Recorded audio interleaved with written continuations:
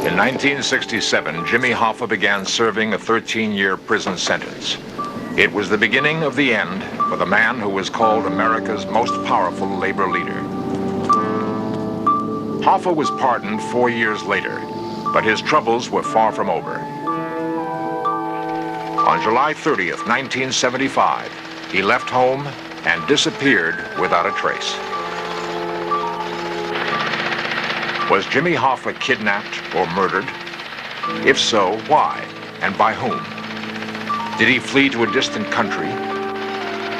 Why did Jimmy Hoffa disappear?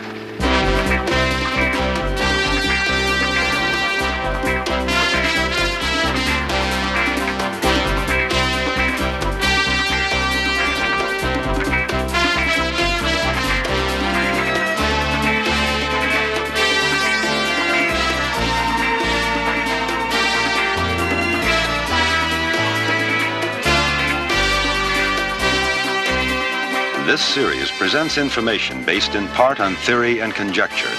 The producer's purpose is to suggest some possible explanations, but not necessarily the only ones, to the mysteries we will examine.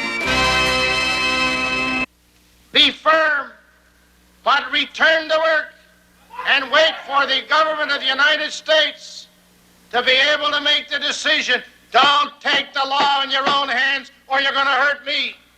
Don't do it, please. As president of the Teamsters Union, Jimmy Hoffa commanded a workforce larger than the United States Army. Hoffa was a leader gifted with great charisma, one of America's working class heroes. One day in 1975, Hoffa went to a meeting at a suburban Detroit restaurant. He has not been seen since. My father, James R. Hoffa, has been missing for some 32 hours. He left for an appointment at Max's Red Fox restaurant at approximately 1:30 p.m. Wednesday, July 30, 1975. He called home at approximately 2:15 p.m. We have not heard from him since. Down in this lot here. Acting on anonymous tips, local authorities searched the Detroit suburbs for a body.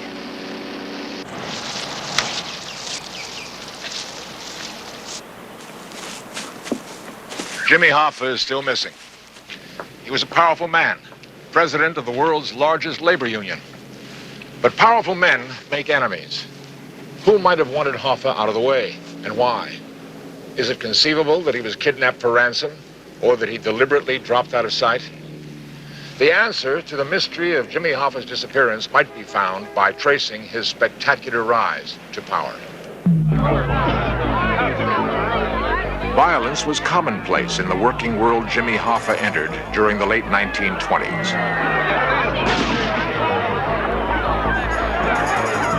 Police and strikebreakers battled fiercely with union workers as the labor movement gained momentum.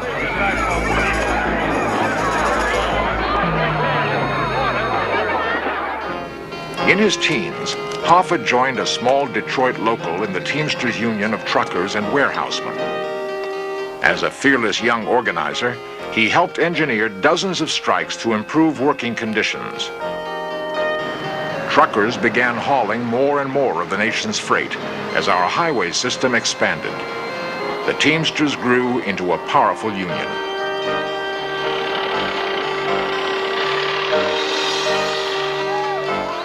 Hoffa moved quickly up the union executive ladder. By the age of 33, he headed Local 299 in Detroit. 11 years later, in 1957, Hoffa ran for international president of the Teamsters. He gained support in locals all over the country by brilliant politicking. When the delegates were polled, Hoffa triumphed by a 3-1 margin. Pete Camerata is co-chairman of Teamsters for a Democratic Union. Well, when Hoffa spoke to the rank and file, he was always able to reach them. And even though Jimmy Hoffa was a little man, he had a certain amount of charisma about him. When you shook hands with Jimmy Hoffa, even though Hoffa was a little fella, 5'5" or something like that, you thought you were shaking hands with somebody much bigger. Hoffa was willing to get right down in the street with the brothers and win what they had to win. And that's what people loved him for. In 1967, the Master Freight Agreement gave Hoffa more power than any union leader before him. Now, truckers nationwide would be bound by the same contract. To many businessmen and politicians, this was a frightening prospect.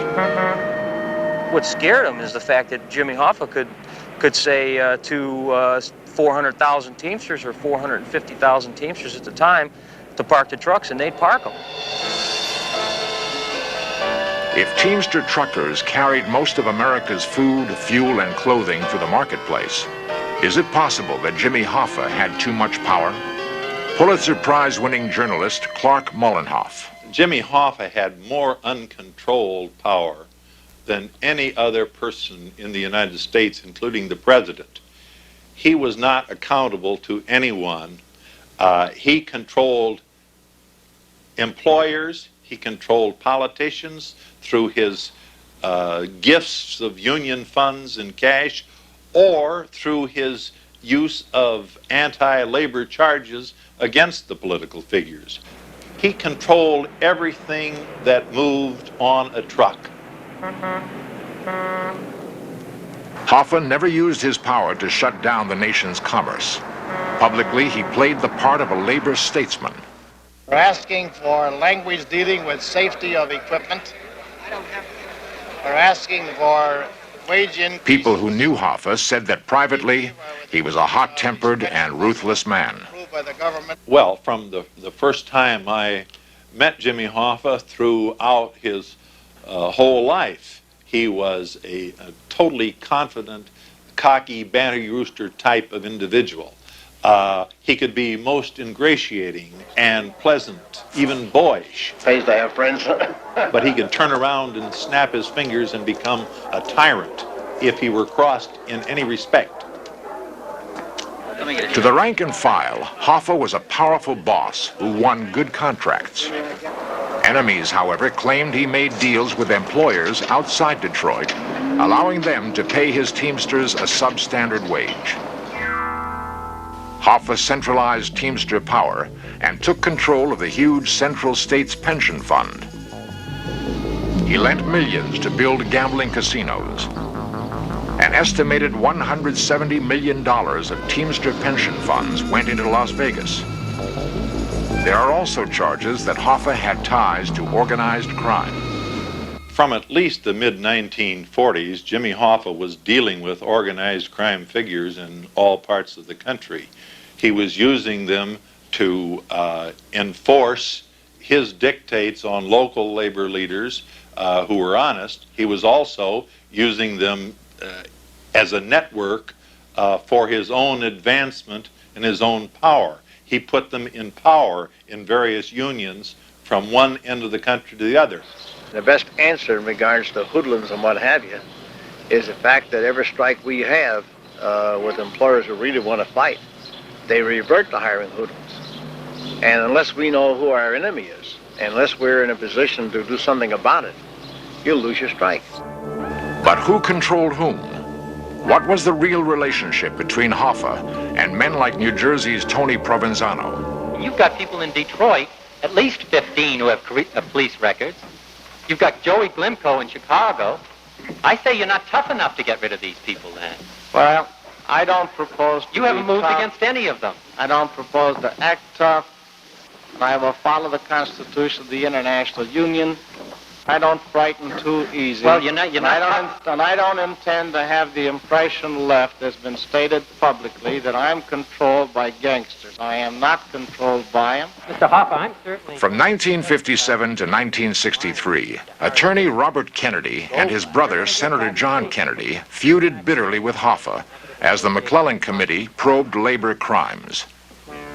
When John Kennedy was elected president in 1960, he appointed his younger brother Attorney General. Bobby declared all-out war on organized crime. Hoffa was indicted for extortion, perjury, wiretapping, jury tampering, and pension fund embezzlement. Somehow, he managed to avoid conviction. Hoffa's bag of tricks included efforts to buy off sheriffs, prosecutors, congressmen, senators, governors, and he tried to influence cabinet officers, and he at least compromised them. He even tried to buy me off, and he came out just out of the blue sky and said, "Every man has his price, Clark, what's yours?" After 7 years of prosecution, Hoffa was convicted of jury tampering through the testimony of a disgruntled teamster. Later, he was found guilty of embezzlement. In 1967, Hoffa surrendered to authorities to serve his term. The fateful series of events that would lead to Jimmy Hoffa's disappearance had begun. In 1967, ex-Teamster boss Jimmy Hoffa headed for Lewisburg Penitentiary to serve his term. He may have regretted the involvement with gangsters that had led to his downfall. But Hoffa's knowledge of the underworld would become an even greater burden in prison.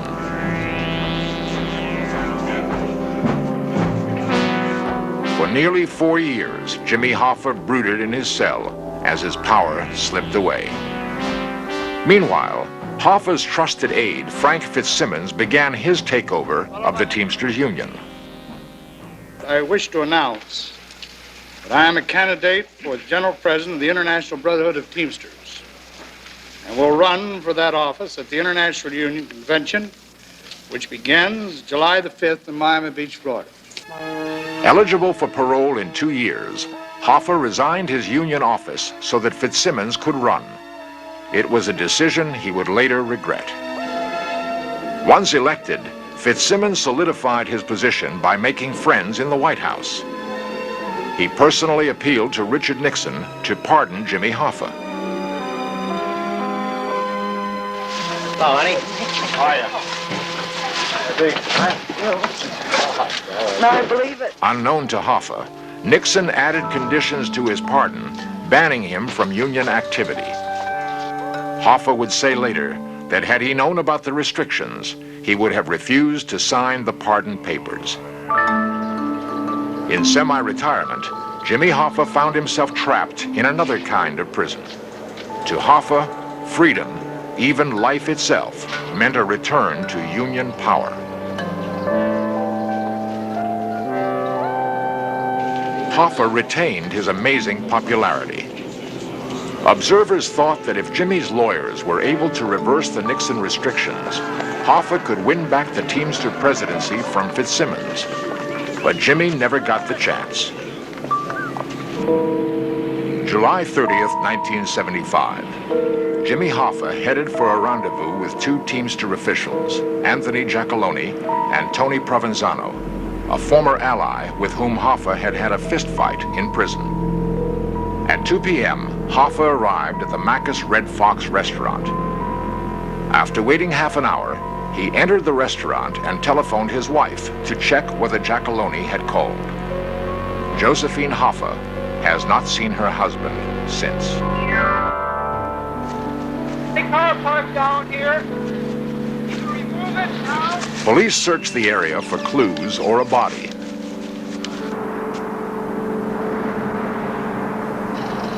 But industrial Detroit provides countless places to dispose of a corpse. There has been nothing, no calls or notes. As a police official, what do you think happened? There's too much to speculate on. I believe it's just too early, perhaps the next 24, 48 hours. Could someone have snatched Hoffa from the restaurant in broad daylight? Charlie Schatz was an old friend. Jim would have never walked into a trap. It's been tried before. This has been somebody that's been very close to Jim that he trusted. Hoffa's foster son, Chucky O'Brien, was questioned. Police found blood in the car O'Brien was driving, but tests proved it was that of a fish. Hoffa's family waited in vain, hoping desperately to hear from his kidnappers. No ransom message ever arrived. But what about the men Hoffa was supposed to meet? I tell you that Mr. Provenzano hasn't been in this town for the last 15 years. Tony Provenzano and Anthony Giacalone had airtight alibis for the time of Hoffa's disappearance. Both denied arranging any meeting with Jimmy.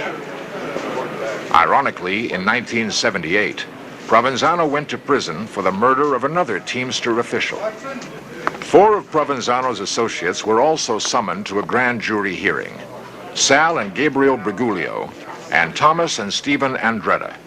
Each refused to talk.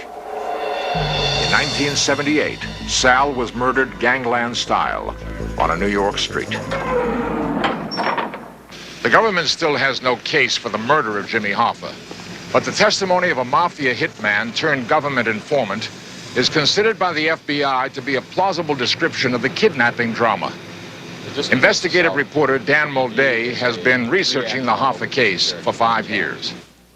In the first act, Hoffa drives from his home, arrives at the restaurant expecting to meet 2 underworld figures. He's picked up by 1, perhaps 2 close associates, driven to a private residence 4 minutes away from the restaurant, where he is ambushed and killed. His body is then stuffed into a 55-gallon drum and taken to a location where it is placed in a compactor for junk cars. It is crushed and it is smelted. Hoffa's body will never be found. If Hoffa's disappearance was a mafia hit, what was the motive? FBI investigators believe Hoffa was killed to protect lucrative mob deals. Joe Irwin knew Hoffa for 3 decades. Well, they had to get Jimmy Hoffa out of the way because probably within a month he would have been free of his parole deal, and he would have went back into the Union, and he would have taken over without a doubt from Fitzsimmons and crew, and he would have eliminated every damn one of them. The motive for Jimmy Hoffa's disappearance goes beyond his mere ambition to regain the general presidency of the Teamsters Union, which he was institutionally closed out from anyway. Hoffa was becoming increasingly unpredictable and was becoming dangerous for the mob to allow to continue operating. Dan Mulday believes an angry Hoffa had begun to squeal about connections between the Mafia and the CIA in Cuba. Cuba had long been a stronghold of organized crime and gambling. When the Cuban Revolution broke out, the mob sold arms to both sides. After Castro came to power, he began throwing gangsters out of Cuba. There is strong evidence that mobsters and the CIA were plotting to kill Castro, and that Jimmy Hoffa was the original liaison between them.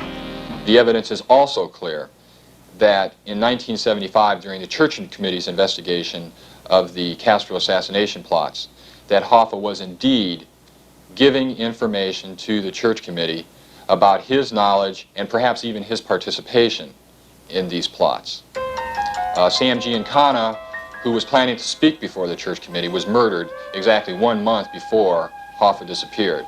And I believe these 2 murders are connected. Only weeks before his disappearance, Hoffa had completed a book in which he made bitter charges against Frank Fitzsimmons. He implicated mobsters by name and specifically mentioned the end of his friendship with Tony Provenzano. This book may have been Hoffa's death warrant. Conceivably, he knew enough secrets to send dozens of mobsters to jail or the electric chair.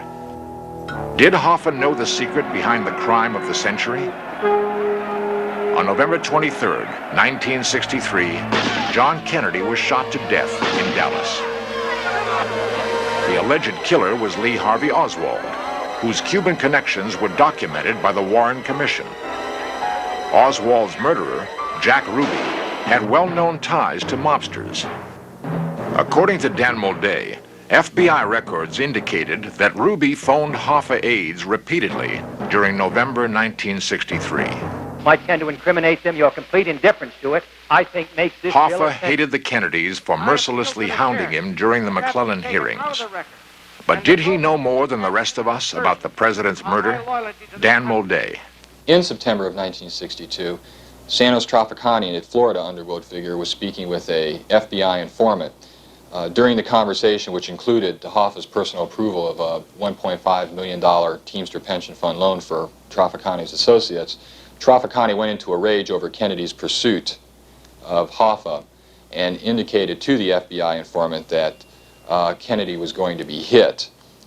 During my investigation, the FBI informant indicated that Trafficani also added that Trafficani had, quote, made it clear that it was Hoffa who was making the arrangements for the president's assassination. Jimmy Hoffa's connection with Kennedy's murder is tenuous. More certain is that Jimmy was involved with organized crime. Was he murdered by mob enemies, as the government believes? Could he have fled to avoid assassination, or is he still being held incommunicado? For society, the moral is clear. When underworld power is linked to mighty institutions and charismatic leaders, no one is safe.